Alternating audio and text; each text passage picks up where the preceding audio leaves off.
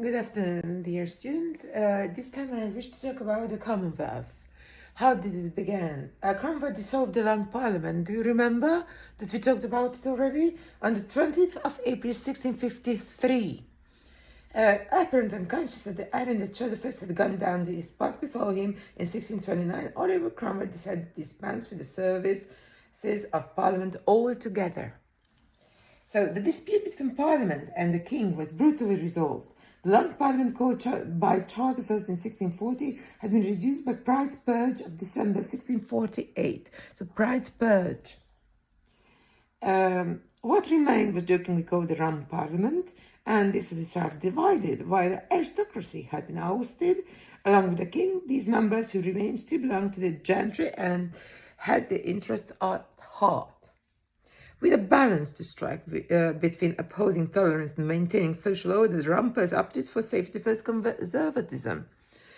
How? The clamorous demand for reform of the legal system was crystallized by Matthew Hale's Commission of 1652, which called for protection for proof defendants against abuse by authorities or wealthy litigants. Parliament quickly lost its nerve, and none of the Commission's recommendations made it into law. In religious policy, too, Parliament wanted to send reassuring signals to the English elite and European governments.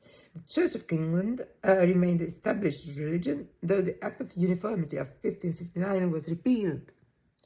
This, at least in theory, meant freedom of worship for all Englishmen and women, although its scope did not include Catholics or the wider non-conformists. The religious sects, which is a sect? What's the difference between a cult and a sect? The sect is just a subtype of a religious devotion, whereas a cult is something abnormal, something that deteriorates human from real church services. Okay, religious sect. The Rome was concerned lest it should be thought that the country had collapsed into anarchy. The church authority by Protestant people power were bringing down small and small while the sects of every sort were flourishing. The enthusiasm, a derogatory expression of the time, in bearing witness to their beliefs. Another more conservative Christians, the Quakers, very important to note, the Quakers were typical of these new groups and the threat they posed. From the late 1640s on, they spoke out for social justice. In the next video, we will discuss the menacing type of these sects, and also Puritan static that was the Commonwealth laureates